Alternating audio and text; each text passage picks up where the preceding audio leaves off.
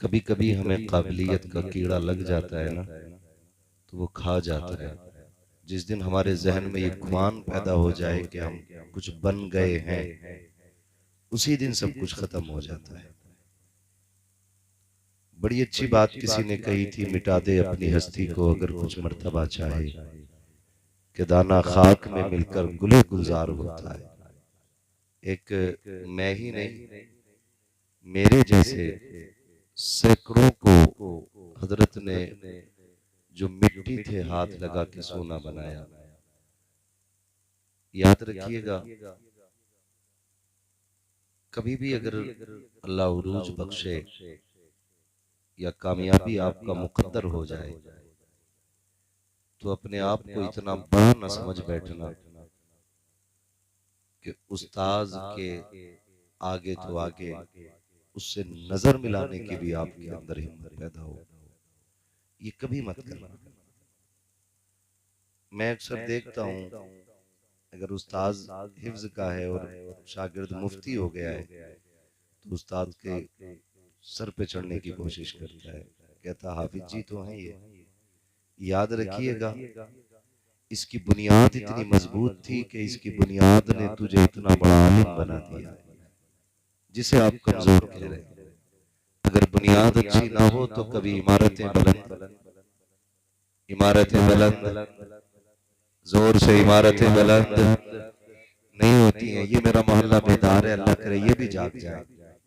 मैं आपसे बहुत ज्यादा कुछ नहीं कहूंगा, क्योंकि आप खुश नसीब हो, उस सरजमीन पे रहते हो जिस सरजमीन को मेरे उस्ताद के कदमों से निस्बत है।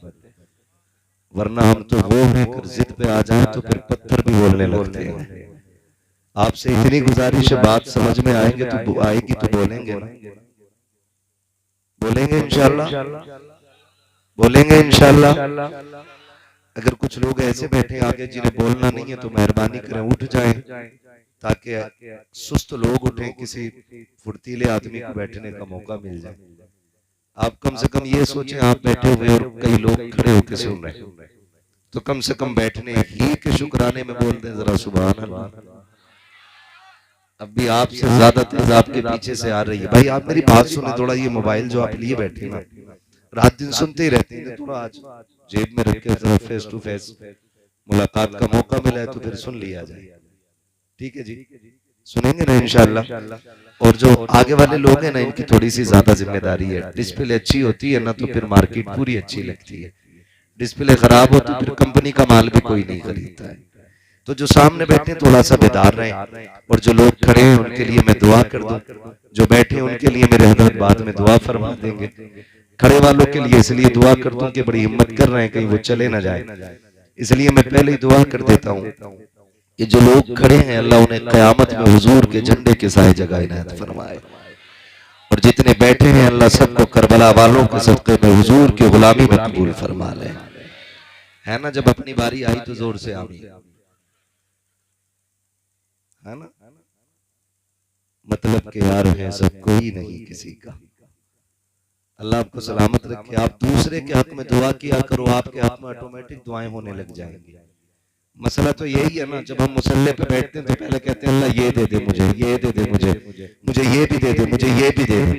ये नहीं ये कहा करो अल्लाह पूरी उम्मत को इज्जतें दे दे। जब आप उम्मत के लिए इज्जत मांगोगे, अल्लाह उम्मत के सदक़े में ऑटोमेटिक आपको इज्जत अता फरमा देगा। है ना, तो थोड़ा सा आप अपनी दुआओं में दूसरों का हिस्सा रखा करें, फिर इंशाल्लाह दुआएं जल्दी असर करती है, दुआएं जल्दी असर किया करती हैं। बोलेंगे ना आगे वाले लोग इंशाल्लाह, है ना। मैं देख रहा हूं अक्सर मेरे सामने जवान बैठे हुए हैं, 90% से ज्यादा काले सर वाले मौजूद हैं। 90 नहीं, 98%, 98% मुझे लग रहा है कि काले बाल वाले लोग बैठे।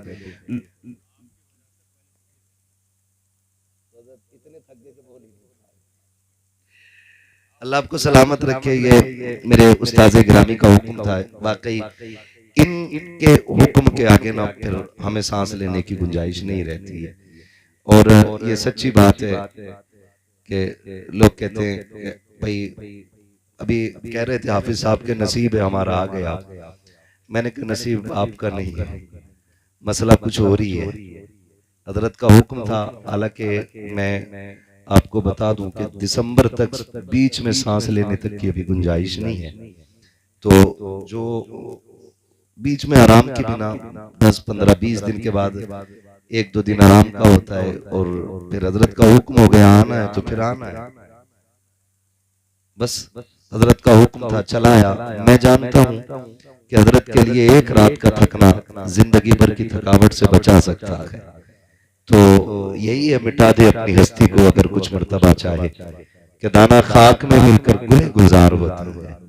अल्लाह आपको सलामत रखे, मोहब्बतों से बैठे और जो खड़े हैं इनसे मेरी एक गुजारिश है, घर जाना तो माँ के कदम चूमना, बाप के हाथ चूमना और कहना माँ तेरे दूध का कमाल था, अब्बा तेरी हलाल कमाई के लुकमों का कमाल था।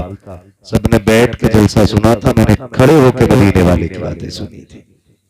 इंशाअल्लाह जो लोग खड़े हैं तो ये माँ बाप का शुक्रिया अदा करेंगे इस खड़े होने के मामले में भी। अल्लाह आपको सलामत रखे। आज चूंकि हमारे कारी साहब हाफिज साहब ने वालिद गिरामी की इसाले सवाब के लिए इस महफिल को सजाया है, अल्लाह ताला इन तमाम तर मुक़द्दस ज़ातों के सदक़े में इन उलमाए इकराम के कदमों की बरकत से हाफिज साहब के वालिद गिरामी की अल्लाह बेहिसाब मग़फ़िरत फरमाकर उनको जन्नत नसीब फरमाए। यकीन करें ये महफिलें इतनी बाबरकत होती हैं, इतनी बाबरकत होती हैं कि जो इस महफिल में आ जाता है बख्श दिया जाता है। जब बख्श दिया जाता है तो फिर अगले दिन तौबा का मामला। तो सुने मेरे प्यारे, बख्श तो दिए जाते हैं, अहम होता है उस बख्शिश को बचा के रखना। आप आके बैठ गए हो, अल्लाह आज की रात के सदक़े में इस महफिल के सदक़े में सबकी मग़फ़िरत अपने करम से फरमाएगा। लेकिन मजा तो तब है कि जब सुबह में उठ करके कोई ऐसा काम न किया जाए जिससे अल्लाह नाराज हो। ये सबसे ज्यादा जरूरी काम है। तौबा की 1000 बार मगर करके तोड़ दी, तौबा है मेरी आज से तौबा ना करूंगा। तो थोड़ा इस चीज से भी बचें कि हम रोज तौबा करते हैं और फिर तोड़ बैठते हैं। अल्लाह ने ये महफिल नसीब से अता की है, मुकद्दर से अता की है। इस महफिल में जितने लोग आते हैं बख्श दिए जाते हैं। और फिर सोचे तो सही, एक बंदा सुभान अल्लाह कहे, 2 कहे, 10 कहे, उन सब के सुभान अल्लाह कहने का सवाब उनको तो मिलना ही मिलना है। लेकिन जिसके नाम से ये महफिल सजाई गई है ना, ये सवाब उसकी रूह तक भी पहुंचता है। ये कितनी फायदे वाली महफिल है। लोग कई बार कहते हैं कितनी महफिलें हो रही हैं, इसका फायदा क्या है? मैंने कहा मर के देख फिर पता चलेगा इसका फायदा क्या है।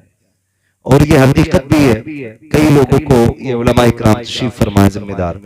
और मेरे नसीब की बात है कि मेरे उस्ताद गिरामी भी मिंबर शरीफ पे बैठे हुए और मैं हजरत के सामने लब कुशाई कर रहा हूँ। तकरीर नहीं, मैं तो ये सोच रहा हूँ जैसे कल सबक सुनाया करता था वैसे ही आज भी पढ़ने लगा हूँ। हाँ, मैं आज भी तकरीर की नियत नहीं है, यूं समझे मैं आज भी उस्ताद की बारगाह में सबक ही पढ़ रहा हूँ। अल्लाह आपको सलामत रखे। जो मैं बात कह रहा हूँ जरा उस पर गौर कीजिएगा, बहुत गौर कीजिएगा, मर के पता चलेगा। कई बार लोग कहते हैं कोई नतीजा तो है नहीं महफिलों का।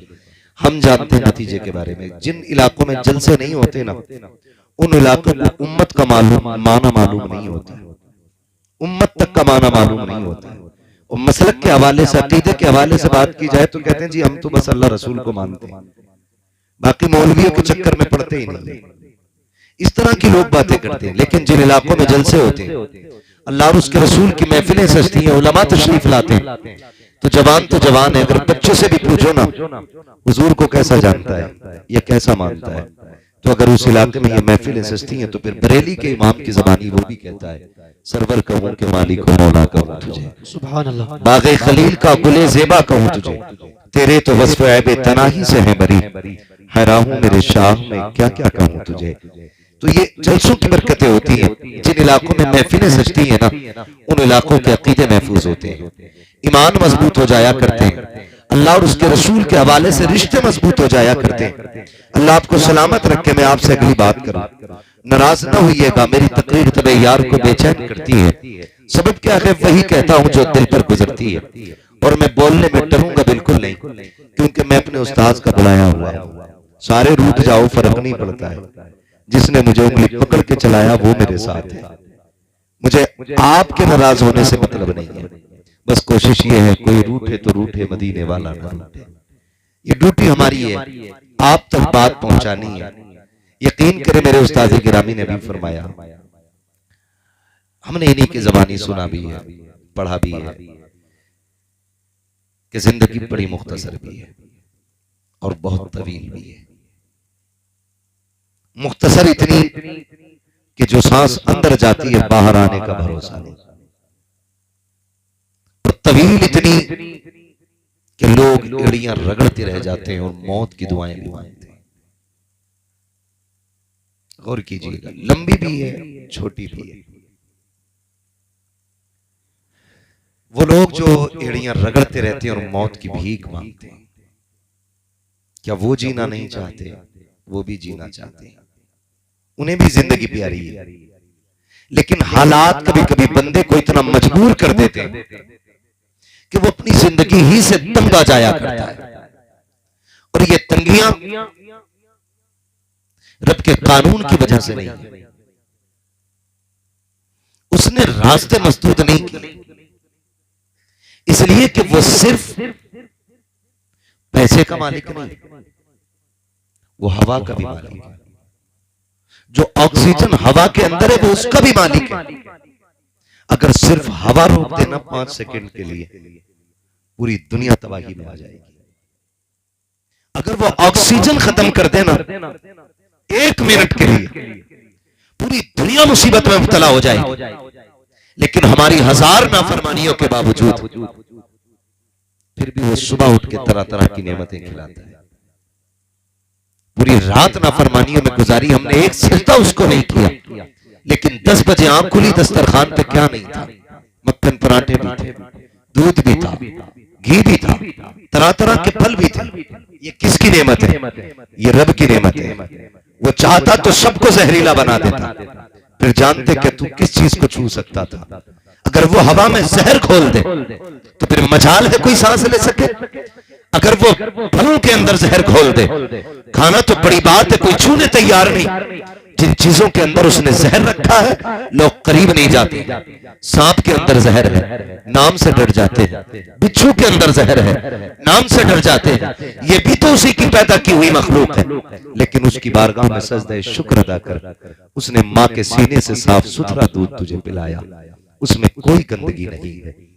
उसने मिट्टी के अंदर से पेड़ उगाया, पेड़ के अंदर से बाल निकाली, बाल के अंदर से दाना निकाला, फिर उसको तुझे रोटी और चावल की शक्ल में खिलाया, उसमें कोई गंदगी नहीं है। जमीनों के अंदर से, मिट्टी के नीचे से पानी निकाला। लोग केमिकल लगाते घूमते हैं, पानी ऐसे ठीक होगा, ऐसे ठीक होगा। एक ने कहा हजरत जी ठीक रहना तो आरओ लगा लो, आरओ लगा लो। आरओ की जब तहकीक की तो पता चला आरओ इतना आरओ है कि जो उसे लगा लेता वो बीमार हो जाया करता है। का ये इतना क्लियर कर देता है पानी को कि उसके अंदर से विटामिन खत्म कर देता है। मैंने कहा अफसोस है आरओ के चक्कर में घूमने वालों, अपने रब की नेमतों का शुक्रिया अदा करो। खुदा की कसम ये बीमारियां पैदा होती जा रही हैं, लोग नाक तक खा रहे हैं, अच्छे से अच्छी ग़िज़ाएं खा रहे हैं। मैं आज भी कह रहा हूं, जितनी तरह तरह की नेमतें आज के मजदूर को मिल रही है, कल के बादशाहों को मैसर नहीं थी। जितनी कीमती ग़िज़ाएं आज का मजदूर खा रहा है, कल का अमीर उतनी अच्छी ग़िज़ाएं नहीं खाता था। लेकिन फिर भी हालात ये है, पेट भर के खाते हैं। कोई कहता आंत में दर्द है, कोई कहता लीवर बढ़ गया है, कोई कहता मैदा खराब हो गया है, कोई कहता पेट में दर्द है। वो मेरे भाई, ये पेट के दर्द की वजह रब की नेमतें नहीं है, बल्कि तेरी नाशुक्री की ली हुई सांसें हैं। मैं दावे के साथ कहता हूं, जब दस्तरखान पे बैठा करो, रब का नाम लेके शुरू किया करो। जब फारिग हुआ करो, हाथ उठा करके उसका शुक्रिया अदा किया करो। खुदा की कसम, अगर जहर भी खा लोगे तुम्हें कोई नुकसान नहीं दे सकता है, इसलिए कि जहर रोजी में नहीं होता है, नुकसान रिस्क नहीं देता है, तेरी नाशुक्री देती है। तू शुक्रगुजार बन जा, तेरे लिए जहर भी खा के शिफा बनता नजर आए। सुभान अल्लाह, सुभान अल्लाह। इसलिए हम अपने रब का नाम खाने पीने से पहले भी लिया करें। हम कहीं ना कहीं भूल गए। हमारे उस्ताद ने हमें बचपन में पढ़ाया, सिखाया, खाने से पहले हाथ धोया करो। हाथ धो के आ रहा है तो कह रहा तौलिया किधर है, तौलिया किधर है? क्या बात है, तरक्की याफ्ता दौर है। आपने खाना खाया, खाने से पहले ही आपने हाथ धोए, तौलिया छू ली, तो क्या उसके अंदर के बैक्टीरिया आपके हाथ पे नहीं लगे? सुन्नत तरीका यह है जब खाना खाने के लिए हाथ धो लिए तो फिर किसी कपड़े को उससे न छुए। खाना खाने के बाद जब हाथ धोए तो फिर तौलिया का इस्तेमाल आप करें। हमारी कौम भी बहुत पीछे है, बहुत पीछे है। बहुत सारी ऐसी चीजें जिसने बीमार बना दिया, जिसने बीमार बना दिया। बदलें अपने आप को, तरीके बदले, तरीके बदले। महबूब अलैहिस्सलाम ने इरशाद फरमाया, तेरे 3 बाप हैं। कितने? चक्कर में पड़ गए ना मौलवी क्या कह रहा है। 3 बाप हैं। एक वो जिसके जरिए तू दुनिया में आया, एक वो जिसने तुझे तालीम दी है, और एक वो जिसने तुझे बेटी दी। इन तीनों शख्सियतों का एहतराम ऐसे करना है जैसे तुम अपने सगे बाप को करते हो। एक तो बाप उसमें शामिल है, फिर उस्ताद है, और फिर उसके बाद आपके ससुर है। मैं यकीन के साथ कहता हूं, जमीन के ऊपर ना बाप से ज्यादा मेहरबान शख्सियत नजर नहीं आती है। जाओ दुनिया घूमो, माँ बाप अल्लाह की बड़ी नेमत है, बड़ी नेमत है।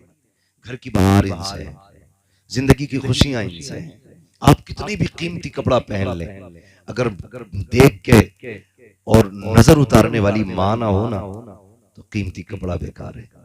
और आप पैबंद लगा कपड़ा पहन ले और सामने से माँ मत्था चूम के कहे मेरे लाल तुझे किसी की नजर ना लगे, खुदा की कसम आप दुनिया के सबसे बड़े अमीर आदमी हो, सबसे अमीर आदमी हो, सबसे अमीर आदमी हो अगर आपके पास माँ है और बाप है। आज ना हमें कदर नहीं है, कदर नहीं है। मैं सच्ची बात बताऊं, हमने ये महसूस किया है। मेरे उस्ताज़े गिरामी भी मदरसे में पढ़े, हम भी पढ़े, सारे लोग पढ़े। हम घर जब आते थे ना छुट्टियों में तो माँ को पता लग जाता था बेटा घर आ रहा है, तो वो आने से पहले खाने का इंतजाम कर देती थी। मेरे लाल को क्या पसंद है, अभी हम घर आए नहीं है, घर आने से पहले हमारी पसंद के खाने बन गए। आके बैठे, माँ ने चूमा, तारीख पढ़ लो और जाओ दुनिया घूम आओ, जाकर दुनिया घूम आओ। आप परदेश से कमा के आओ ना तो सब हिसाब पूछते हैं। बेटा कहेगा अब्बा मेरे लिए क्या लाए हो, बेटी कहेगी अब्बा मेरे लिए क्या लाए हो, बीवी कहेगी सफर ठीक रहा, कमाई ठीक थी, लेकिन माँ बाजू पकड़ के कहेगी मेरे लाल खाना टाइम पे नहीं खाता था, सूख गया है, मेहनत ज्यादा की है, लगता है मेरा बेटा रातों रात जागा है इसलिए कमजोर होता जा रहा है। दुनिया की नजर तेरी जेब पे होती है, माँ की नजर तेरी सेहत पे पड़ती है। ये माँ होती है। और खुदा की कसम वो बाप जो धूप में चलते नहीं थकता था, जो मजदूरी करते नहीं थकता था, जो पूरी जिंदगी सफर करता रहा ताकि मेरी औलाद जवान हो जाए, औलाद जवान हो जाए, कभी थका नहीं, कभी नहीं थका। अगर थकन चढ़ भी गई तो बेटे के ख्वाब आंखों में सजा के बैठा ना, सारी थकन उतर जाया करती थी। ये बहुत बड़े नाम है दोनों, और बड़े अफसोस के साथ कह रहा हूं आज दुनिया में सबसे ज्यादा यही मजलूम भी है, सबसे ज्यादा यही मजलूम है, सबसे ज्यादा जुल्म इन्हीं पे हो रहा है, सबसे ज्यादा सितम इन्हीं पे हो रहा है। खुदा का वास्ता इन्हें इज्जत दिया करो, इन्हें प्यार किया करो, इनका बदल नहीं मिलेगा दुनिया में आपको, इनके जैसा कोई मिल भी नहीं सकता है, कोई नहीं मिल सकता है। रिश्ते हमारे रब ने माँ बाप से कितने मजबूत किए, कभी गौर किया आपने? आपको मैं बताऊं, अगर मैं ये कहूं मैं माँ को समझता हूं, आप कहोगे कि पढ़ा लिखा है समझदार है। हजरत कहें कि मैं माँ को समझता हूं, लोग कहेंगे कि हजारों उलमा के उस्ताद हो, आप बहुत समझदार हो इसलिए माँ को समझते हो। मैं उस बच्चे की बात करूं जिसने अभी जिंदगी में आके चंद सांसें ली हैं, जो चंद दिनों का मेहमान हुआ अभी दुनिया में आने के बाद। आप जाकर के देख लीजिए, बच्चा जब तक माँ की करवट में लेटा रहता है बच्चा चुप रहता है। खाला आई का देखे मेरा भांजा कैसा है, उठाया गोद में बच्चा रोने लग गया, फूफी दौड़ी कल्ला तेरी गोद में रोया, उसने अपनी गोद में लिया, बच्चा फिर भी रो रहा था। फिर चाची आई, तमाम रिश्तेदार मिलकर बच्चे को गोद में ले ले, बच्चा चुपता नहीं है। अचानक फिर लौटा के माँ की गोद में दिया जाता है, फिर बच्चा अचानक चुप हो जाता है। मुझे बताओ तो सही, जिसे अपनी गंदगी और पाकी का ख्याल नहीं, जिसे पेशाब का पता नहीं, जो भूख भी बताता है तो रो करके बताता है, जिसे दर्द को दर्द कहने का पता नहीं है, जिसको एहसास तो है लेकिन जबान में उसके नाम देने की अभी ताकत नहीं है। जब वो खाला की गोद में गया वो समझ गया ये माँ की गोद नहीं है। वो फूफी की गोद में गया फिर भी समझ गया माँ की गोद नहीं है। वो चाची की गोद में गया समझ गया माँ की गोद नहीं है। लेकिन जब माँ की गोद में गया उससे किसने बताया ये माँ की गोद है? उसको किसने कहा कि ये तू माँ की गोद में आ गया? ये रिश्ता क्या है? खुदा की कसम, जब बच्चा माँ के सीने के करीब आता है ना तो उसके दिल की धड़कन उसे पहचान लेती है। अब जिस सीने से लगा हूं ना ये मेरी माँ का सीना है, जिन हाथों में आ गया हूं ये मेरी माँ का हाथ है। आज मैं आपसे इतना कहूंगा, मुझे बताओ तो सही नौजवानों, माँ को हम धड़कन से बचपन में पहचानते थे, आज उसकी बोली भी नहीं जानते हैं। आज उसके दर्द को कहने के बावजूद हम नहीं पहचान पाते। बहुत बड़े हो गए हो आप, बड़े काबिल हो गए हो आप, आपको दुनिया जानती है। आपने आसमान को जमीन के नीचे लाके रख दिया है। आप इतने बड़े हो गए हो कि आप हवाओं में उड़ने लगे हो। लेकिन खुदा की कसम क्या बड़े हो अगर माँ को नहीं समझते हो? कितने बड़े हो अगर बाप को नहीं समझ पा रहे हो? क्या पाया है आपने? कौन सी दौलत कमाई है? इनके आगे चुप रहा करो। ये नाटक भी करो तो चुप रहा करो। लोग कहते हैं कि जी मैं माँ की खिदमत करता हूँ। क्या खिदमत करते हो? जब वो गुस्सा होती है तो तुम नाराज हो जाते हो, इसी को खिदमत कहते हो। इनके मीठे लफ्जों को बर्दाश्त करना ये माँ की फर्माबरदारी नहीं है। बाप के मीठे जुमलों को बर्दाश्त कर लेना ये बाप की दात नहीं है। उसके सख्त और तीखे लफ्जों को बर्दाश्त कर लेना ये माँ बाप की फर्माबरदारी होती है।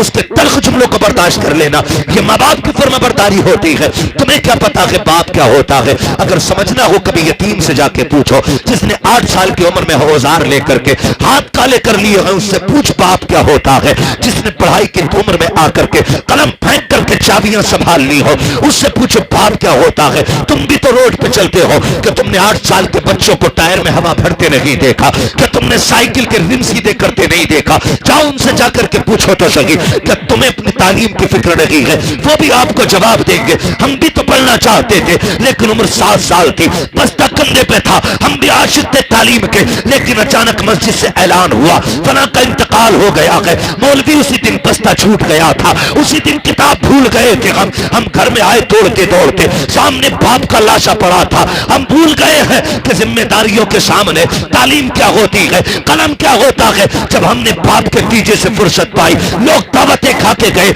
मेरी माँ ने कहा था बेटे अब क्या करेगा? मैंने कहा बस्ता मदरसे में रह गया है। माँ ने कहा था नहीं नूरे नजर रखते जिगर, देख तो सही बहन 10 साल की हो गई है, तेरी उम्र 8 साल आ गई है। अगर तू अब भी कलम उठाएगा बहन की जिम्मेदारियां कौन पूरी करेगा? हमने उसी दिन बस्ता फेंक दिया, मंडी में आकर के मजदूरी करने लग गए। और तुझे क्या पता है बाप क्या होता है? तूने तो जवानी बाप के साए में पाई है। उन यतीमों से पूछो जिनके पैर में जूतियां लगी होती है, मंडी में खरीदो फरोख्त किया करते हैं, बाप क्या होता है? कभी उनसे पूछो जो होटलों में तुम्हारे झूठे बर्तन उठाते हैं, बाप क्या होता है? कभी उनसे पूछो जो गालियां खाकर भी तुम्हारी नौकरी किया करते हैं। आज कहते हो क्या हो गया? बाप ने मेरे लिए क्या किया है? खुदा की कसम जिनके सर पे बाप नहीं होते हैं वो जवानी को तरस जाया करते हैं, खुशियों को तरस जाते हैं। मुझे बता तो सही, बाप को समझो। अगर सर पे बाप है, बाजार में गए, जिस चीज पे तूने हाथ रखा बाप ने उठा के गोद में डाल दी। जिस चीज को तूने कहा मैं मुझे चाहिए, बाप ने खरीद के दे दी। बेटे ने कहा मुझे फला देश जाना है, बाप ने टिकट करा दिया। मगर पूछ कभी यतीम से, वो मंडी तो मंडी, बाजार तो बाजार, अगर फलों की दुकान से गुजरता है तो नजरें चुरा के गुजरा करता है। क्या यतीम नहीं चाहता कि सेब खाना? क्या उसका मन नहीं होता है कि वो भी जूस पिए? वो भी चाहता है, लेकिन पीछे मुड़ के देखता है तो कंधे पे हाथ रखने वाला बाप नहीं होता है। सारी हसरतें गर्दन में दब के रह जाया करती है अगर बाप चला जाता है। खुदा का शुक्र अदा करो अगर रब ने बाप जैसी दौलत से नवाजा है। जब दुनिया से थक के आ जाओगे सारे ठुकरा देंगे, कोई सीने से लगी लगाएगा। उस वक्त भी अगर कोई सबसे आगे बढ़ के तुझे सीने से लगाएगा, उस चेहरे को पहचान लेना, या तो वो माँ का चेहरा होगा या तेरे बाप का चेहरा होगा।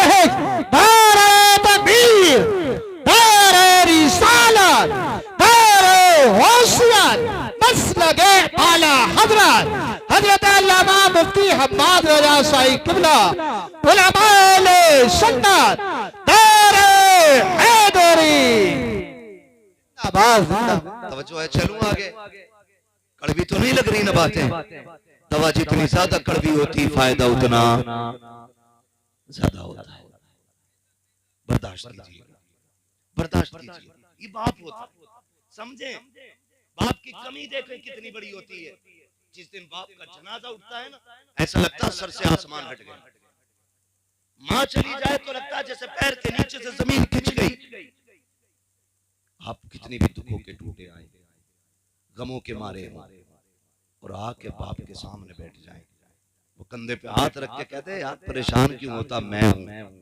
उसके ये जुमले पूरी जिंदगी के दुख मिटा दिया करते हैं, पूरी जिंदगी के दुख मिटा दिया। खुदा की कसम, मैं हूं या आप हो। और बढ़ के बात करूं मेरे उस्ताद गिरामी, चाहे जितने बड़े अल्लामा हो जाए, लेकिन माँ बाप की कमी हर इंसान को पूरी जिंदगी रुलाती है, पूरी जिंदगी रुलाती है, पूरी जिंदगी रुलाती है। पूरी दुनिया हाथ चूमती है, लोग जूतियां उठा के सर पे रखते हैं इनकी। इतने बड़ी शख्सियत के जूते उठाने मिल जाएं, नसीब की बात है। लेकिन खुदा की कसम, जब माँ गुड्डू और पप्पू कह के आवाज देती है ना, तो दुनिया के हुजूर कहने में वो मजा नहीं आता जो माँ के लल्ला और गुड्डू कहने में मजे आया करते हैं। नसीब वालों को ये जुमले सुनने मिलते हैं। मैं तो कहता हूँ कभी घर में घुसो ना, सारी पगड़ियां उतार के, सारे रुतबे चौखट के बाहर छोड़, फिर घर में बचपन की तरह गुड्डू पप्पू बन के आओ। कभी माँ के कदमों में बैठो, कभी बाप के कदमों में बैठो, उन्हें छेड़ो, वो तुम्हें डांटे, मजा ही कुछ और है। कभी प्यार से थप्पड़ मारे, कभी डांट के भगाए। इस जिंदगी से प्यारी जिंदगी नहीं है। आज ना दुनिया थक गई है, थक गई। और साइंस ने भी बड़ी तरक्की की और बीमारियों ने भी बड़ी तरक्की की है। जो बुखार 50 mg की पैरासीटामोल से उतर जाता था, आज वो 600 mg की डोलो से भी नहीं उतर रहा है। बीमारियां इतनी बढ़ गई, नो टेंशन रहने के लिए लोग गोलियां खा रहे हैं ताकि सो सके। खुदा की कसम, नींद ना आती हो ना तो 5 स्टार होटल तलाश न कर, नींद की गोली ना खा, माँ की गोद में सिर रख के लेट जा। जो मजा माँ की गोद में लेटने का आता है ना, वो मजा 5 स्टार होटलों में भी नहीं आया। ये याद रखिएगा, मेरी एक एक बात याद रखिएगा। आज कमी ही नहीं है, जब माँ नहीं होगी, बाप नहीं होगा ना, कोई आंसू पोंछने वाला नहीं मिलेगा। मुझे बात याद आती है, एक दिन अबू जहल ने हुजूर के पत्थर मार दिया और हुजूर रोते रोते हरम शरीफ चले गए। चचा शिकार से वापस आए और अरब के लोगों का दस्तूर था, जब शिकार से वापस आते थे तो अकड़ अकड़ के चलते थे। हाँ, अकड़ के चल रहे।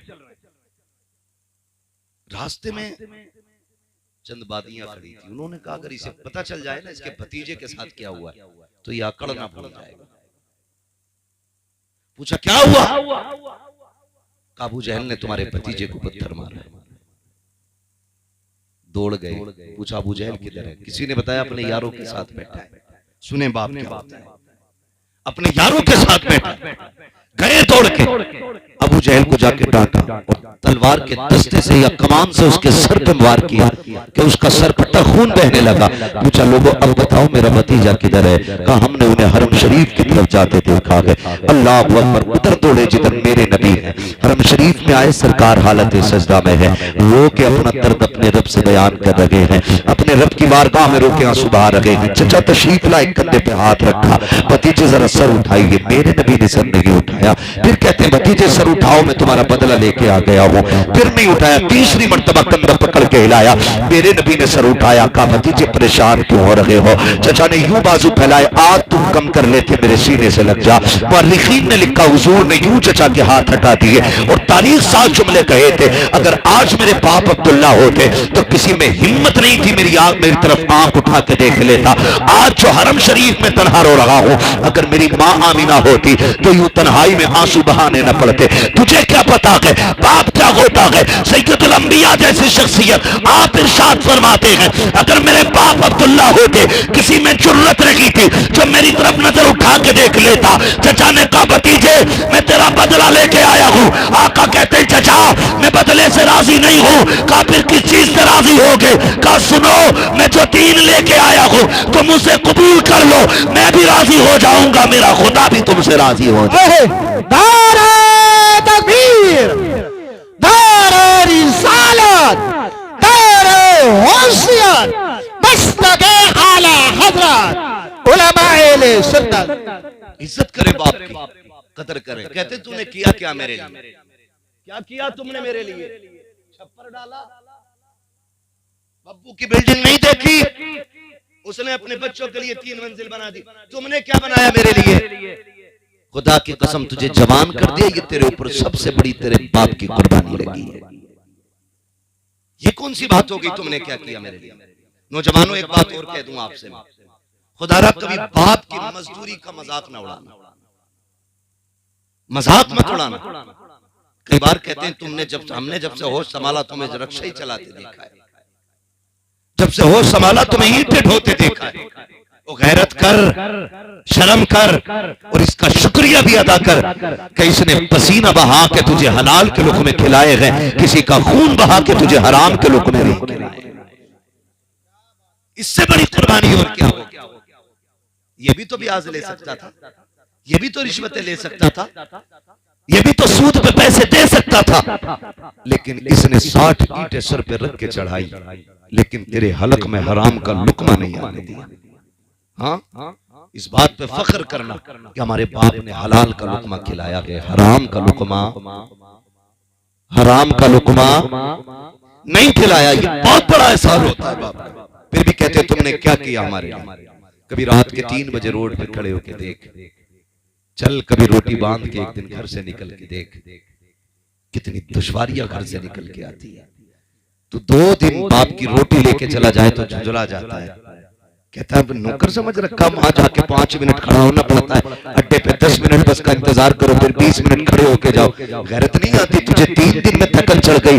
ये बाप ने 22 साल तेरे लिए रोज इसी तरह सफर करके गुजारे हैं, क्यों भूल गया है? आज तुझे बाइक मैसर है, ये तो पैदल भी चला है, साइकिल तो उसको जिंदगी के आखिरी लम्हों में मैसर हुई है। तू मोटरसाइकिल पर भी कहता मैं थक जाया करता हूँ। ये बाप की कुर्बानी हुआ करती है जो तुझे इतना बड़ा कर दिया है, उसके बावजूद भी तुम यह कहा करते हो तुमने मेरे लिए किया क्या है। और मेरे भाई, अगर बात को समझना है, आधार कार्ड से सिर्फ उसका नाम हटा के देख। खुदा की कसम, मुआशरे में कोई तुझे बैठने तो क्या है, इज्जत से कोई तुझे देखने तैयार नहीं होगा।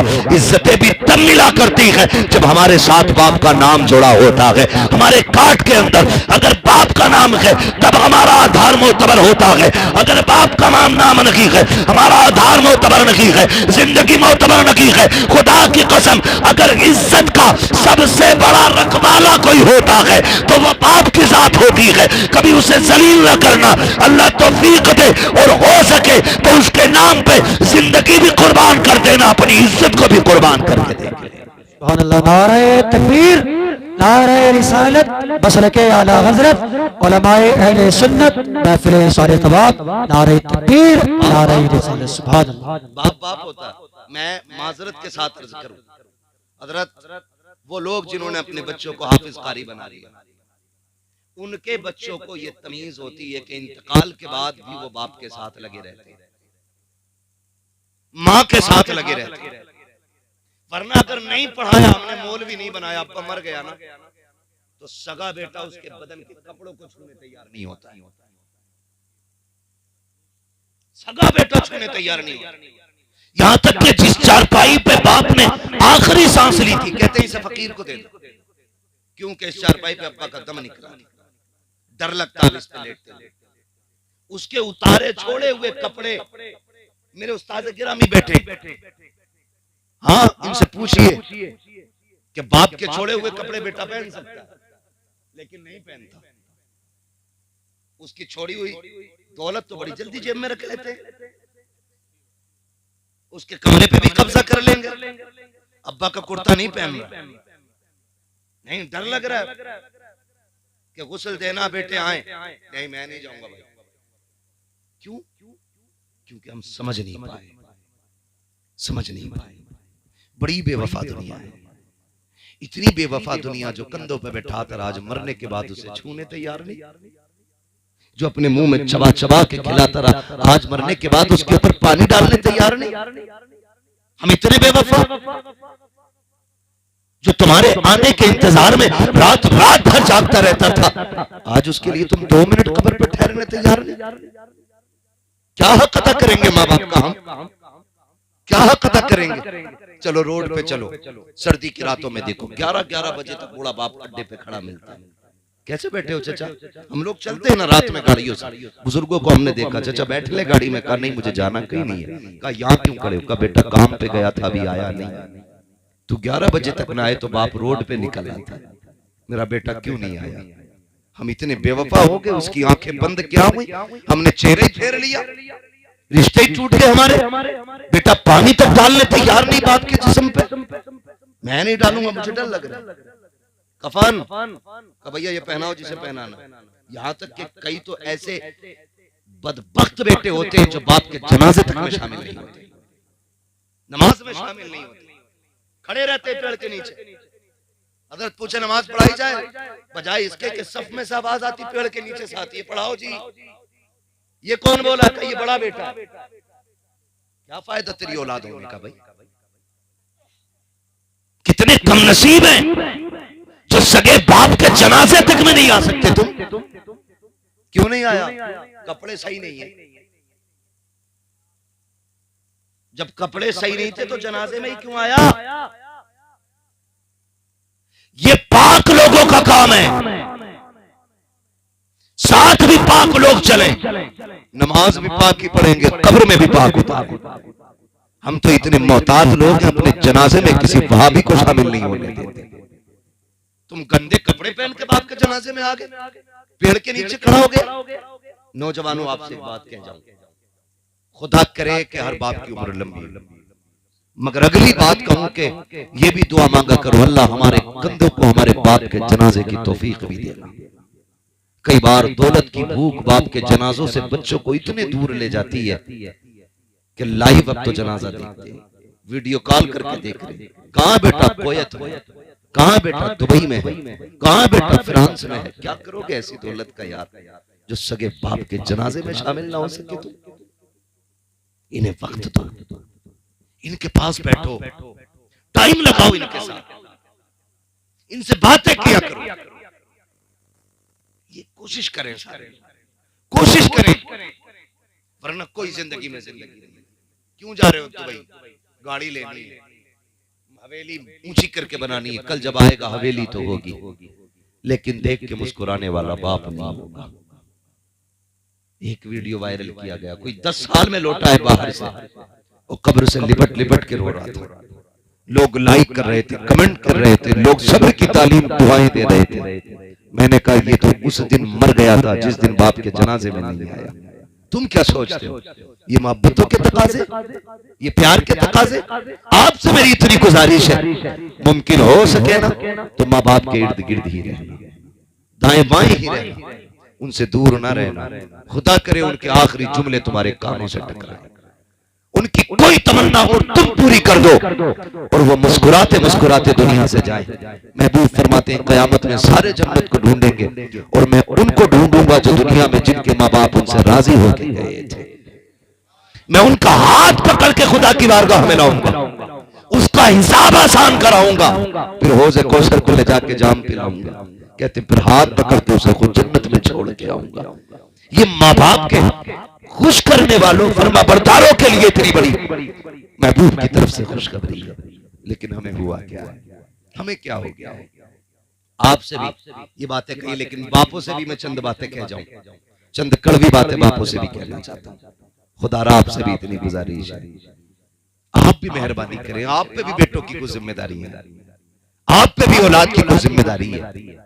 आप इन्हें गधा ना समझें, इन्हें जानवरों की तरह इस्तेमाल न करें। मालिक है आप औलाद के, ये अपनी जगह है, लेकिन हुस्न अखलाक भी कोई चीज होती है। आप अपनी जिम्मेदारियां पूरी करें। कई बार गलती कर जाते हैं, माफ कीजिएगा। जो हमारे नौजवान प्रदेश रहते हैं और 2-2 नहीं 6-6 साल प्रदेश काट के आते, हुजूर उनके जो दाएं बाएं वाले भैया होते हैं ना, वो यूं कॉलर कड़ा करके गांव में टहलते हैं। 8वीं मंजिल पे खड़ा है, वो झुलकारिया चारों तरफ के इसकी बिल्डिंग, जबकि इसने 1 फुटी कोड़ी नहीं कमाई है। सारी मेहनत उसकी लगी है जो दुबई में पड़ा है। और इसका कॉलर खड़ा है, ये यूं टहल रहा आस्तीन चढ़ा के, बेचारा परदेसी 10 साल के बाद आया 0-0 ही रहे, क्योंकि ये ठलुए खा गए थे उसे। हाँ हजरत यही हो रहा है। मैं उन भाइयों को मुबारकबाद पेश करता हूं जो बहनों के हाथ पीले करने के लिए परदेश काटा करते हैं, फिर अभी बहनों से जिम्मेदारी पूरी नहीं होती है, इधर बेटियां जवान हो जाया करती हैं, फिर उनके लिए परदेश चले जाया करते हैं, कितनी बड़ी कुर्बानी है। लेकिन जब वो वापस आते हैं कहते हैं सुन भाई 3 बीघे तेरी है, 3 बीघे मेरी है। वो पूछता जो मैंने 10 साल प्रदेश में काटे हैं तुमने उसका क्या सिला दिया? कब वो तो खर्चा हो गया। किस चीज में खर्चा हुआ है? इतनी चीजें निकाल निकाल के गिनाया करते हैं। वो भाई भाइयों के साथ इंसाफ किया करो, झूठ बोल करके उनको तबाह बर्बाद ना किया करो। जब तुम्हारे लिए परदेश काट के आया है बाप की जिम्मेदारी बनती है, जितने उसने सऊबतें बर्दाश्त की है, औलाद की जुदाई उठाई है, अपनों से दूर रह करके जितने आंसू उसने बहाए हैं, कम से कम उसके आंसुओं की कीमत मौजूद होनी चाहिए। उसे यह एहसास ना हो कि मैं सताया गया हूं। बापों की जिम्मेदारी बनती है शद्दाद ना बनना, हामान ना बनना, अपने बेटों के लिए नमरूद ना बनना, खुदा का नेक बंदा बनना। उसने परदेश में दुख उठाए हैं, तुम्हारे लिए औलाद को छोड़ के रहा है। जब वो वापस आए उसको रोने पे मजबूर ना करना, कहना बेटे तूने 10 साल हमारे लिए सितम उठाए हैं, 10 साल परदेश काटा है, खून के आंसू रोया है, आज के बाद तुझे रोने की जरूरत रखी है। हमने तेरे आने से पहले तेरा बिजनेस तैयार किया है, अब तू घर बैठ के खागा, तू भी मुस्कुराता रहेगा, तुझे देख के हम भी मुस्कुराते रहेंगे। सुभान अल्लाह। नारे तकबीर, नारे रिसालत, बस लगे आला हजरत, ख्वाजा का हिंदुस्तान, सरजमीने खुशालपुर जिंदाबाद। इंसाफ करो तुम भी औलाद के साथ, हिसाब तुम्हें भी देना है, हिसाब औलाद को भी देना है। बचना किसी को नहीं, हिसाब देना।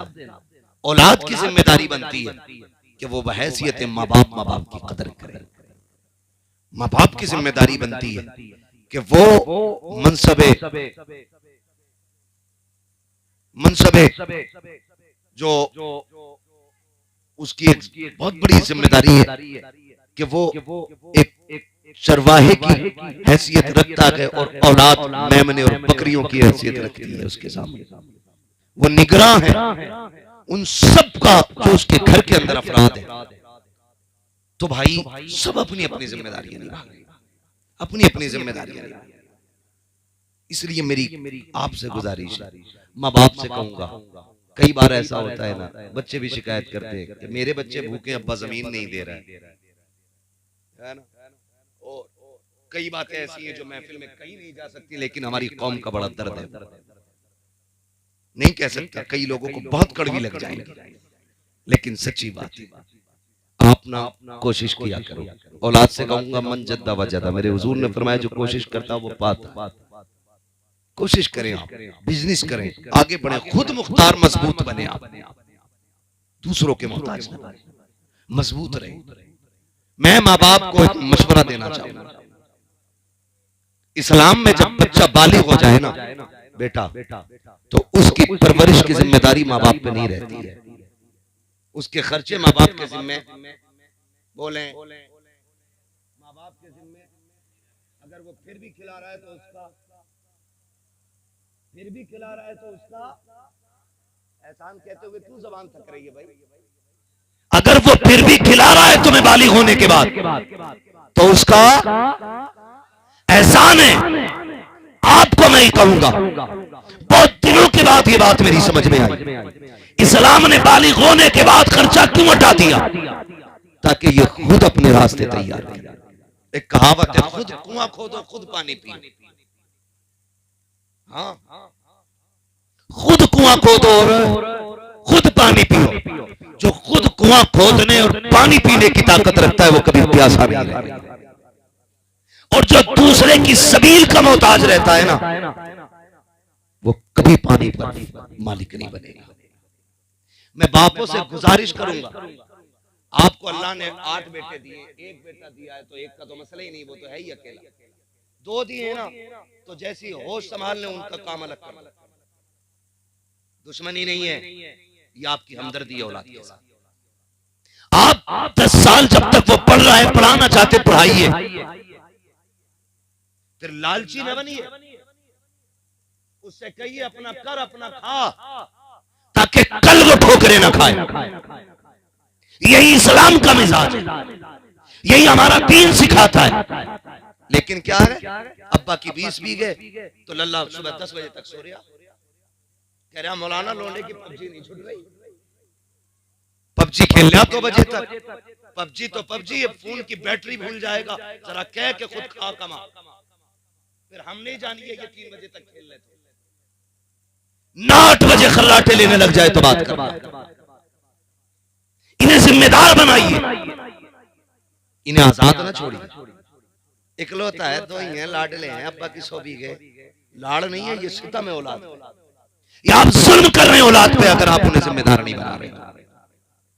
आपके मरने के बाद ये भीख मांगेंगे या चोरियां करेंगे, इसी से मुआशरा बिगड़ जाएगा। माँ बाप की अपनी जिम्मेदारी है, औलाद की अपनी जिम्मेदारी है। और फिर सुने, जब औलाद पे भी जब जिम्मेदारी आ जाए तो फिर जिम्मेदारी है कि वो माँ बाप की भी जिम्मेदारी उठाए। ये फिर हमारी तरफ पलट के जिम्मेदारी आ रही है, जो बचपन में उन्होंने हमारे लिए किया, अब हमारी जिम्मेदारी है वो हम बुढ़ापे में इनके लिए। ये तो वो बाप था जिसके जरिए हम दुनिया में, अब उस बाप की बात करूं जिसने हमें पढ़ाया। आपसे छोटी सी गुजारिश है, अगर उस्ताद हाथ न थामे तो हम मिट्टी के डेले के सिवा कुछ नहीं, मिट्टी के डेले के सिवा हम कुछ नहीं। अगर ये कलम न थमाए तो हमें साइन करने नहीं आएंगे, अगर ये एक जुमले को 100 बार न कहलवाएं तो हमें बोलना नहीं। हाँ, लोग कहते हैं तोते को पढ़ाना पड़ता है, तोते को क्या खाक पढ़ाना पड़ता है, तोता चंद सांसों में पड़ जाता है, पढ़ाना तो इंसान का होता है। कभी गौर करना इन बातों पे जो मैं कह रहा हूं, पढ़ाना तो इंसान का होता है। भाई तोता रट्टू है और वो बिना सोचे समझे ही आपकी नकल करता है, लेकिन जहां सोचने समझने की ताकत भी हो, अच्छे बुरे की तमीज भी हो, फिर उसे पढ़ाना और पढ़ाना, अच्छा पढ़ाना, ये बहुत बड़ा कमाल होता है, बहुत बड़ा कमाल। मैंने अभी पहले कहा कि उस्ताद अगर हाफिज जी तो शागिर्द इज्जत करने तैयार नहीं है, तो मैं तो मुफ्ती साहब हो गया। सुने, जो झुकना नहीं जानता वो आगे बढ़ना नहीं जानता है, जो झुकना जानते हैं वही उठना जानते हैं। आप झुकने के आदी बने, अल्लाह आपको उठा डालेगा, बुलंद करेगा आपको। कई बार ना है मुरीद हो गए पीर साहब से, तो हर जुमेरात जा रहा सलाम, हर जुमेरात अस्सलाम वालेकुम पीर साहब, पीर साहब की थाली बैठा, कह रहा वो पिछली बार जो गदक लाए थे ना टांडे से, उसमें बड़ी बरकत थी, उसने सोचा बरकत थी तो वो फिर अगली बार 3 किलो लाया। तो ये जो ऑटोमेटिकली बरकतें होती है ना, ये बढ़ती रहती है। लेकिन उस्ताद के यहाँ बरकतें नहीं होती, क्योंकि उस्ताद वो जौहरी होता है जो हीरे को नग बनाता है, जो सोने की बिस्किट को तोड़ मरोड़ के जेवर बनाता है, वो उस्ताद होता है। तो उस्ताद के यहाँ चापलूसी तो हो ही नहीं सकती।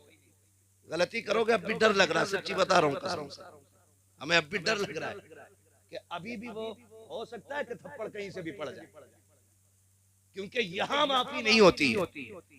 अगर डॉक्टर रहम करने लग जाए तो मरीज ठीक हो ही नहीं सकता, और जहां डॉक्टर ने जख्म पे पट्टी करी, चीरा नहीं लगाना, कहीं से दर्द होगा तो भाई वो सड़ा देगा। और आजकल ये सड़ाने का काम कई पीर कर रहे हैं। खुद फैसला करना किसका पीर सड़ा रहा है और किसका पीर सजा रहा है, ये फैसले आपको करने। तो उस्ताद उस्ताद होता है। हर जुमेरात जा रहे हो, कभी हजरत को भी सलाम कर लिया करो। हजरत आ रहे तो निकल गया उधर को, हाथ में चूमने पड़े, मेरे पीछे 3 मुक्तदी आ रहे हैं, मुक्तदी है, कोई मलकुल मौत थोड़ी है। नहीं, मैं अल्लामा हाथ चूमूंगा तो मेरा कद घट जाएगा। गधे, इनके हाथ चूमने से कद घटा नहीं करते, कद बढ़ा करते, कद बढ़ा करते। अल्लाह इज्जतें बख्श देता है। वो एक उस्ताद ने शागिर्द से कहा, यार मेरे जूते ला। गया, उसने देखा हजरत के जूते पे गर्द लगी, उसने कपड़ा ढूंढा, मिला ही नहीं, उसने दामन लिया और यूं रगड़, और सीने से लगा के खड़ा हो गया।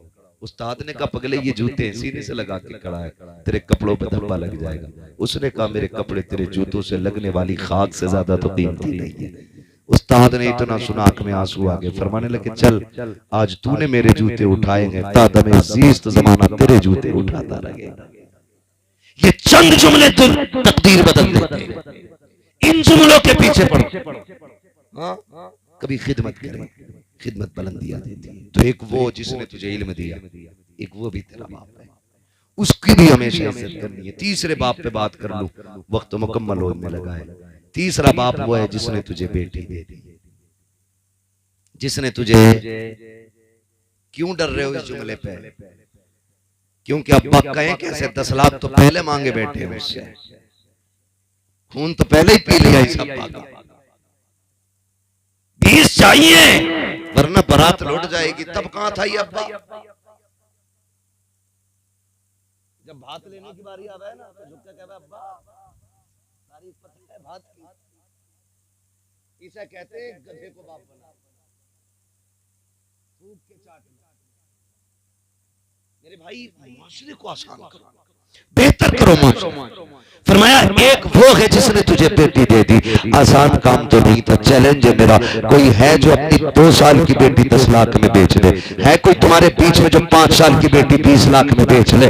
5 साल की बेटी 40 लाख मुझसे लेके चला जाए, बेटी दे दे कोई अपनी। कोई कहेगा मौलवी बड़े से बड़ा बेगैरत भी अपनी एक 5 साल की बेटी को 40 लाख में नहीं बेच सकता। तो बता तो सकी तुझे 5 साल की इतनी प्यारी है, 40 लाख में बेचने तैयार नहीं, उस बाप के जिगर को सलाम क्यों नहीं करता है जिसने 20 साल की पढ़ा लिखा करके जवान बेटी फ्री में तेरे हवाले कर दी, और खाली दी नहीं है उसके खर्चे के बर्तन भी तुझे दिए हैं, लेटने का बिस्तर भी दिया है, पहनने के कपड़े भी दिए हैं, उसने तुझे खाने के बर्तन भी दिए हैं, सजने का जेवर भी दिया है, संवरने के सामान भी दिए हैं। यहां तक कि उस बाप ने अपनी बेटी की जरूरत का एक सामान दिया। जाके कहते देखो तो सही किसके जहेज में चिमटा नहीं है, किसके जहेज में गिलास नहीं है, एक एक प्लेट प्याली जहेज में होती है।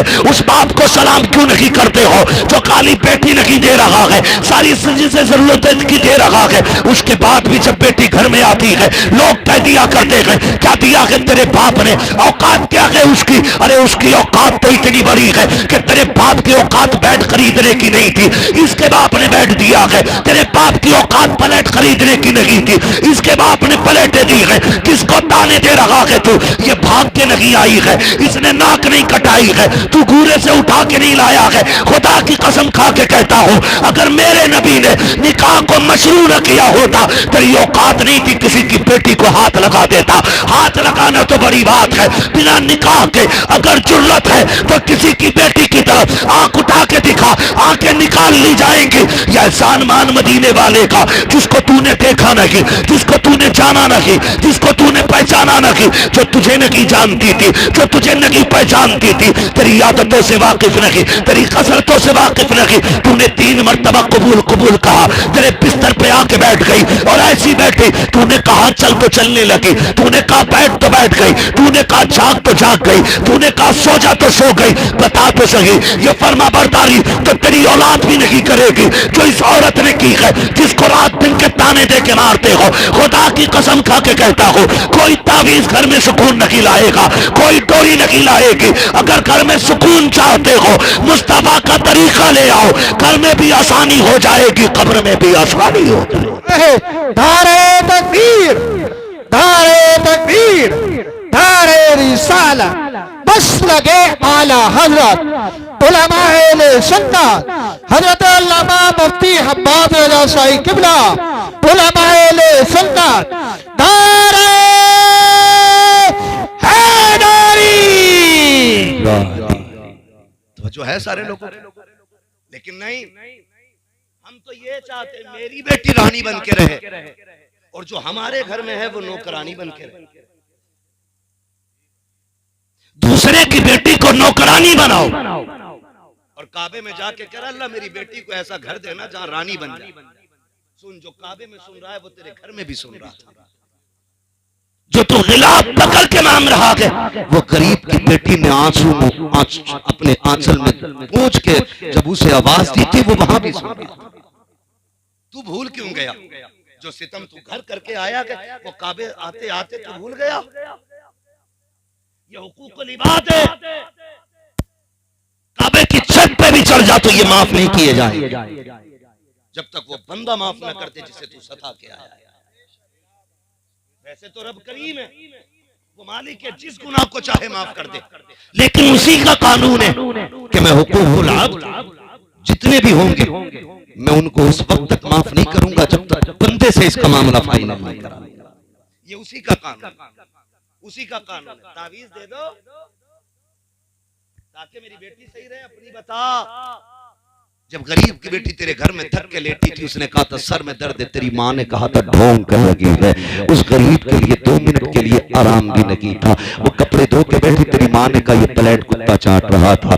उस गरीब पे बर्तन लग दिए गए, बर्तनों से फारिग हुई, भैंस के नीचे लगा दिया गया, भैंस से फारिग हुई, घर के काम में लगा दिया गया। 1 मिनट तूने लेटने नहीं दिया। उसके बाद जब वो बर्तन लेके चलिए, कब तक टूटा उस गरीब से, तेरी माँ ने तानों के तो पहाड़ ढा दिए उस गरीब पे। कहा तेरे बाप ने दिया था जो तूने तोड़ के रख दिया। तेरे बाप ने क्या दिया था, औकात क्या थी उसकी नंगे की, 2 जोड़ी कपड़े लेके बेटी भेज दी। वो तो इतनी बड़ी बड़ी बातें करता था, तू कब तोड़ रही है, गैरत नहीं आती तुम्हें। खुदा का वास्ता कभी बेटियों को बाप की गुर्बत का ताना नहीं देना। तुम नहीं जानते हो जब बाप थक के शाम को आता है तब बेटियां पसीना देख के क्या दुआएं मांगा करती है। तुम कितनी आसानी से कह देते हो तेरे बाप ने क्या दिया है, तुझे क्या पता है ये उसी बाप की बेटी है जो खुद तो फटे कपड़े पहनता रहा लेकिन इसने बेटी के कपड़ों पे पाबंद नहीं आने दिया। खुद तो फटी टोपी पूरी जिंदगी ओढ़ी है लेकिन बेटी के बालों को दुपट्टे से बाहर नहीं निकलने दिया था। जबान को लगाम दे, कोई देखे न देखे खुदा देख रहा है और वही तुम्हारी जिंदगी और मौत के फैसले करने वाला है। वही इम्तिहान और आराम के फैसले करेगा। अपने आप को संभाल के जिंदगी गुजारना प्यारे, वो एक एक लम्हे का हिसाब लेना जानता है। बात बात पे ताने ना दिया करो। जब बेटियों को ताने दिया जाता है, कहता तेरे बाप ने क्या दिया है, शाम तक वो रोती रहती है, हिचकियां भरती है। शाम को शोहर आता है, कदमों में बैठ के कहती है मेरे सरताज आप अपने माँ बाप से कह दीजिए मेरी गलती हो तो जूते से मार ले लेकिन मेरे बाप को गुर्बत का ताना ना दे। इन्हें क्या पता जिस दिन तेरा बाप 10 लोगों को लेकर के गया था, मेरे बाप ने पड़ोस से 10,000 लेके खाना बनवाया था। फिर तेरी फूफी और खाला देखने के लिए गई थी, मेरी माँ ने कंगन बेच के तेरे रिश्तेदारों को कपड़े दिए थे। इन्हें क्या पता मेरे बाप ने किस मुसीबत का सामना किया है। ये कह रही है तेरा बाप नंगा था, अपने शोहर से रो के हाल दिल बयान करती है। खुदा की कसम लोगों तुमसे कहना चाहता हूँ, जिंदगी को बेहतर करना चाहते हो, मुस्तफा के तरीके को अपनाना शुरू कर दो, आका करीम की सीरत को अपनाना शुरू कर दो। किसी की गरीब बेटी को कमजोर समझ के सितम न करना, उसे गुर्बत के ताने ना देना। खुदा की कसम जो रब अमीरों का है वही रब गरीबों का है, जो ताकतवर का है वही कमजोर का है। और यार तुमने देखा होगा जब बेटियां ससुराल जाने लगती हैं बाप बड़ा खुल के रोया करता है। मुझे बताओ तो सही, जब ये 20 लाख का जहेज लाया था तब नहीं रोया था, 5 लाख दामाद को दिए थे ये तब भी नहीं रोया था, जब गाड़ी खरीद के लाया ये तो तब भी नहीं रोया, लेकिन जब बेटी डोली में बैठने चली है इसके सब्र के बंधन टूटे हैं, इसकी चीखें निकल गई थी। मुझे बता तो सही, इसे तो दर्द उस दिन होना था जब 20 साल की कमाई में आग लग रही थी, 10 लाख का सेवर दे रहा था तब इसे रोना चाहिए था। जब गाड़ी 5 लाख की लेकर के आया था इसे तब रोना चाहिए था, ये तो उस वक्त नहीं रोया। आज क्यों रो रहा है तो कभी पूछ कलाई पकड़ के बता, इतना सब कुछ लौटा दिया, यहाँ तक कि जमीन बेच के दामाद की डिमांड पूरी की है, तू उस वक्त नहीं रोया। जब जमीन के कागजों पे साइन किए थे तू तब भी नहीं रोया, अब क्यों रो रहा है। तो उस गरीब के जुमले सुनना प्यारे, वो यही कहेगा मैंने आज तक बेटे को चटनी से खिलाई लेकिन इज्जत की खिलाई है, आज इसलिए रो रहा हूँ, मेरी बेटी नजरों से दूर जा रही है। खुदा जाने इसे ठोकरें पहले मिलेंगी या लुकमा पहले मिलेगा, इसे गाली पहले मिलेगी या रोटी पहले मिलेगी, इसे ताने पहले मिलेंगे या रोटी पहले मिलेगी। मैं इसलिए रो रहा हूँ, खुदा जाने बेटी का नसीब कैसा होगा। और तुम्हें खुदा का वास्ता किसी की बेटी को रोने मत देना, तुम दूसरे की बेटी को रानी बना के रखो, खुदा तुम्हारी बेटी को रानी की इज्जत अता फरमाए। दारे तकबीर, दारे रिसालत, दारे गौसियत, मसलके आला हजरत हजरत अल्लामा मुफ्ती हम्माद रज़ा साहिब किबला ख्वाजा का हिंदुस्तान जिंदाबाद जिंदाबाद। एक वो है, एक वो बाप है जिसने तुझे बेटी दे दी, बड़ी कुर्बानी है इसकी जिसने तुझे बेटी दी। और फिर भी सारा गुस्सा इसी के लिए, सारे ताने इसी के लिए, सारी गालियां इसी के लिए। ऐसा ना करिए, ऐसा ना कर। बाप 2 बार बेटी को देखने आ जाए ना, 2 बार, अक्सर ऐसा होता है। सुने जरा, थके तो नहीं है ना अभी? चलूं थोड़ा 5 मिनट और सुनना चाहते तो कहते जरा या रसूल अल्लाह, अल्लाह सलामत रखे। ये जमीन इसलिए भी मुबारक है, मेरे उस्ताद रहते हैं, और आप इतने अच्छे लोग इसलिए हैं कि आप लोगों की मुलाकातें ऐसी मुबारक जातों से होती रहती है ना भाई? बहुत गौर से मेरी बात सुनिए, अल्लाह आपको सलामत रखे। मेरी बात सुनिए, बाप ना, अगर अक्सर ऐसा होता है कि शादी के बाद ना बेटे अलग थलग हो जाते हैं। चलो हो गया, मगर कभी ऐसा होता है कि बेटे बाप की सुनते ही नहीं, और बेटे इतने जालिम हो जाते हैं कि बहनों का घर में आना उन्हें बोझ लगता है, बोझ लगता है। तो बाप डर की वजह से बेटियों को बुला नहीं बुला पाता। वो कहता दूरी बर्दाश्त कर लूंगा, लेकिन बेटियों को कोई टुकड़ों का ताना दे मैं बर्दाश्त नहीं करूंगा। हर बाप की कहानी। उस डर की वजह से अगर बाप ना 8वें दिन बेटी को देखने बर्दाश्त न कर पाए और 8वें दिन बेटी को देखने ससुराल चला जाए ना, तो कई दामाद इतने खबीस होते हैं, मलऊन मरदूद होते हैं कि बीवी से कहने लगते हैं तेरे बाप को रोटी यहीं मिलती है आकर, हर 8वें दिन आ जाता है। शर्म कर यार, शर्म कर। वो बाप है, वो तेरी रोटी खाने नहीं आया, वो तो अपने जिगर के टुकड़े का चेहरा देखने आया है। क्या फर्क पड़ता है? वो तो इसे देख के भूख ही भूल जाता है, उसे तो रोटी की याद ही नहीं रहती जब बेटी सामने आ जाती है। हाँ, वो तो ताने दे रहा है, हराम की रोटी खाने आ गया, हराम की रोटी खाने आ गया, और फिर कह रहा बरकत नहीं हो रही है, ताबीज नहीं, पूरा मियां लटका ले कुछ नहीं हो। गलत नहीं कह रहा हूं, अगर रवैये ऐसे हैं, पूरा मियां लटका ले गले में फंदा डाल के, उसके बरकत का एक कतरा नहीं। हुजूर की सुन्नत बना ले, खुदा की कसम रहमतें तेरे घर में डेरा डाल। क्या तरीका है? तुम तो सगे ससुर को कहते हो हराम का खाने आ गया, हराम का खाने आ गया। मेरे नबी उजरे में लेटे, उम्मुल मोमिनीन सैयदा आयशा सिद्दीका रज़ी अल्लाह ताला बाहर काम कर रही सहन में, हुजूर कमरे में लेटे। इतने में दरवाजा बजा, कौन है अंदर आ जाए? एक बूढ़ी औरत अंदर आई। तवज्जो है ना, सुन रहे हैं ना गौर से? ऐसा तो नहीं बिला वजह पसीना बह रहा है। अल्लाह करे आज की इस महफिल से मेरे उस्ताद किरामी की बरकतों से ये सबक आपके दिल में उतर जाए जो मैं बता रहा हूं। अंदाज़े बयां मेरा बहुत शौक नहीं है, शायद कि उतर जाए तेरे दिल में मेरी बात। सुने बहुत गौर से जो मैं कह रहा हूं। कहती है कि दरवाजा खुला, एक बूढ़ी औरत अंदर आई, यूं हाथ रखा उसने, वो कहने लगी आयशा तेरा घर वाला नजर नहीं आ रहा? कहते हैं कि मैं अभी कुछ जवाब दे पाती, हुजूर ने उसकी आवाज सुनी, इतनी तेजी से उठे कि तैबंद संभालते हुए बाहर तशरीफ लाए,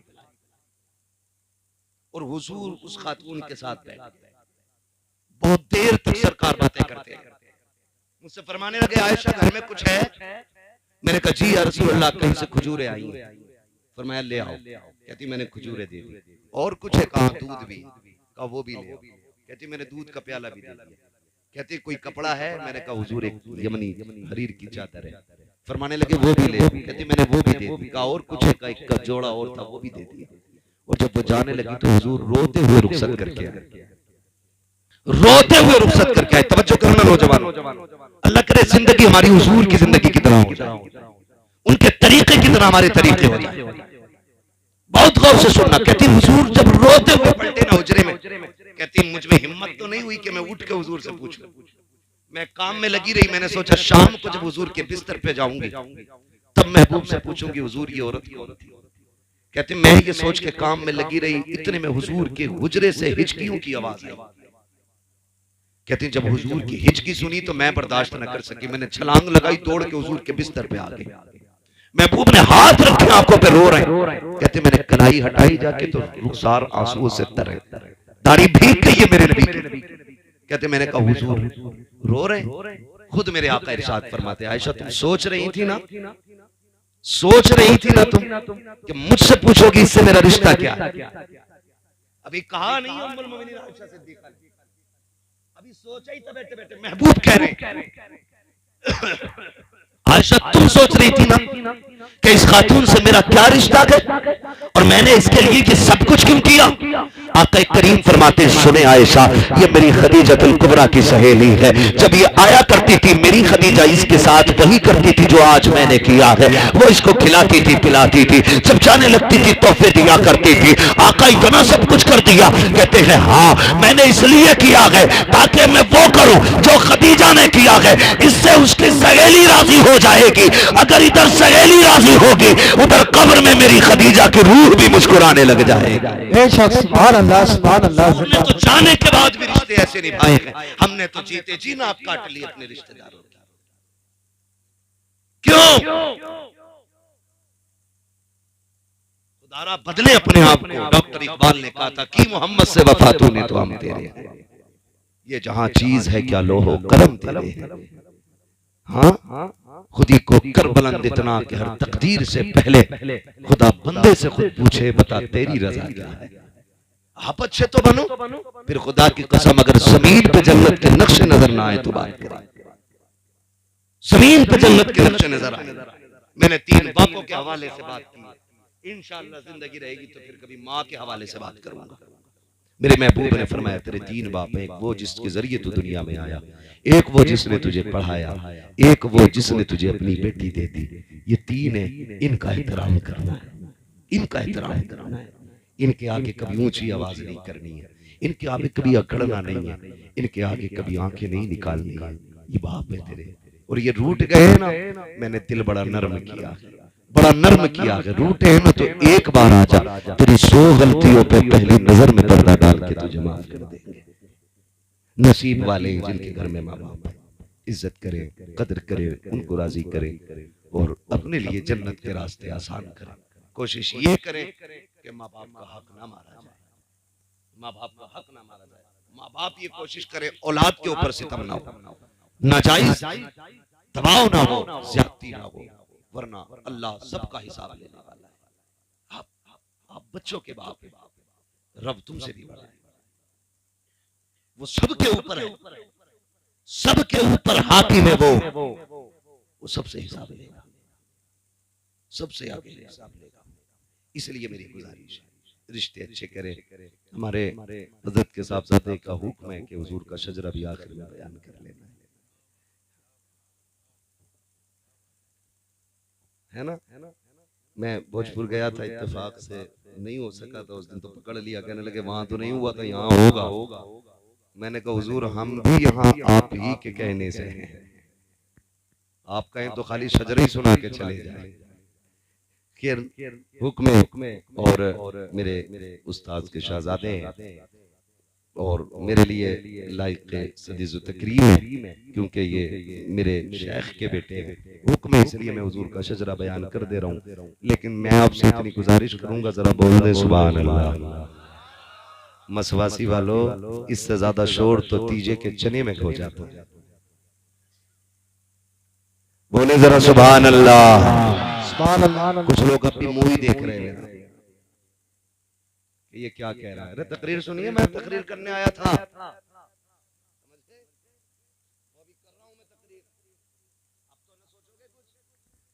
बोले जरा सुभान अल्लाह।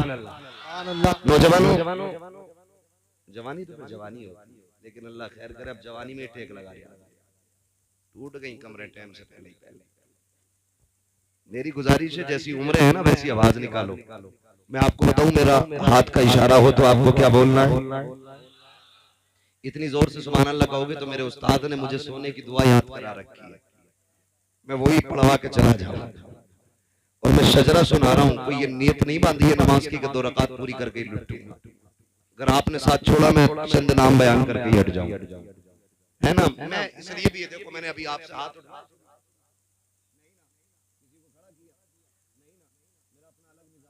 बोले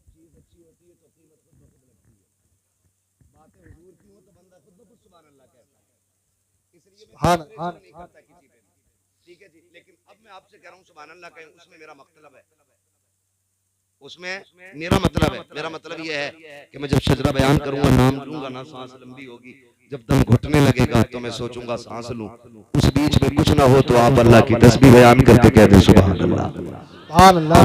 जब हाथ का इशारा होगा तभी आपको जोर से बोलना है। क्या बोलना है? सुभान अल्लाह। देखो जी, ऐसा ना करो कि ये चार ताकतवर लोग हमारे कमजोरों का काम चला रहे।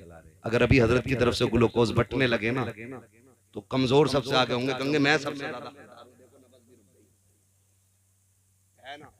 तो ये ना करें, ये बज़्म में है यहाँ कोता, दस्ती में है महरूमी, जो बढ़कर खुद उठा ले हाथ में मीना उसी का है जी। तो हिस्सा सबका अपना अपना है, और मैं अपना शजरा नहीं हुजूर का शजरा बयान करने लगा हूं और अपने शेख के साहबजादे के हुक्म पे बयान कर रहा हूं। अब आप ना भी बोलेंगे मुझे बयान करना है, मुझे इनकी फरमाबरदारी करनी है, आपकी ताबेदारी नहीं। अगर बोलेंगे तो साथ हो जाएगा, नहीं होगा तो फिर सोच लीजिएगा हम अकेले ही अपनी मंजिल पे जाएंगे। बोले सुभान अल्लाह। आदम के बेटे शीश, अल्लाह सलामत रखे, जो बोल गए सुभान अल्लाह आज की रात के सदक़े अल्लाह उन्हें हुजूर के मदीने की हाज़िरी नसीब फरमा दे। जोर जोर से सुभान अल्लाह बोले, अल्लाह उनके माँ बाप के साथ मदीने की हाज़िरी नसीब फरमा दे। तो इससे भी जोर से सुभान अल्लाह कहे, अल्लाह उन्हें आज की रात हुजूर की ज़ियारत नसीब फरमा। आदम के बेटे शीश, शीश के बेटे यानस, यानस के बेटे कैनान, कैनान के बेटे मैलाइल, मैलाइल के बेटे व्यारत, व्यारत के बेटे इदरीस, इदरीस के बेटे मुतवश्शिक, मुतवश्शिक के बेटे लबकने के नाम, लबकने के नाम के बेटे नूह, नूह के बेटे शाम, शाम के बेटे जुल्हाद, जुल्हाद के बेटे शालिक, शालिक के बेटे आबिर, आबिर के बेटे दाता, दाता के बेटे रावा, रावा के बेटे शारू, शारू के बेटे नाखुर, नाखुर के बेटे तारिक, तारिक के बेटे इब्राहिम खलीलुल्लाह, इब्राहिम खलीलुल्लाह के बेटे इस्माइल ज़बीहुल्लाह, इस्माइल ज़बीहुल्लाह के बेटे केदार, केदार के बेटे अवाम, अवाम के बेटे अमल, अमल के बेटे साबित, साबित के बेटे सलमान, सलमान के बेटे रईसा, रईसा के बेटे इलियासा, इलियासा के बेटे ओदोद के बेटे हव्वा, हव्वा के बेटे अदनान, अदनान के बेटे मोइद, मोइद के बेटे नदान, नदार के बेटे मुदर, मुदर के बेटे इलियास, इलियास के बेटे मुदरिका, मुदरिका के बेटे खदीमा, खदीमा के बेटे किनाना, किनाना के बेटे नदर, नदर के बेटे मालिक, मालिक के बेटे फार, फार के बेटे गालिब, गालिब के बेटे लुई, लुई के बेटे काब, काब के बेटे मुर्रा, मुर्रा के बेटे किलाब, किलाब के बेटे कुसई, कुसई के बेटे अब्दे मनाफ, अब्दे मनाफ के बेटे हाशिम है, हाशिम के बेटे अब्दुल मुत्तलिब है, अब्दुल मुत्तलिब के बेटे अब्दुल्लाह है, अब्दुल्लाह के बेटे मोहम्मदुर रसूलुल्लाह। नारे तकबीर, नारे रिसालत, नारे वसीयत, मसलके आला हज़रत, इश्क मोहब्बत, इश्क मोहब्बत, प्यार मोहब्बत, प्यार मोहब्बत, बस्ती बस्ती करिया करिया, बस्ती बस्ती करिया करिया, इल्म का दरिया, फैज़ का दरिया, कौन बने मेहमाने काबा, तारे हैदरी। अल्लाह आपको सलामत रखे। फरमाया गया वक़ज़ा रब्बुका अल्ला तअबुदू इल्ला इय्याहु व बिल वालिदैनि इहसाना। तुम्हारे रब ने फैसला फरमा दिया कि इबादत सिर्फ अल्लाह की करनी है, और इबादत के बाद जो बड़ा ज़रूरी काम है वो माँ बाप के साथ हुस्न सलूक है, वो माँ बाप के साथ हुस्न सलूक करना है। बहुत पहले एक शायर ने कहा था, बुलंदियों का बड़े से बड़ा निशान छुआ, उठाया गोद में माँ ने तब आसमान छुआ। माँ बाप की इज्जत करनी है, उनकी कदर करनी है। अल्लाह ताला आपके साथ के वालिद मरहूम को बेहिसाब जन्नतुल फिरदौस में मकाम रफ़ी नसीब फरमाए। बस जो गलत उनको माफ फरमाए। रब कायनात जिंदगी में दिया साथ फिरों की मुलाकात, चमन रहा फूल खिलेंगे, जिंदगी रही फिर मिलेंगे।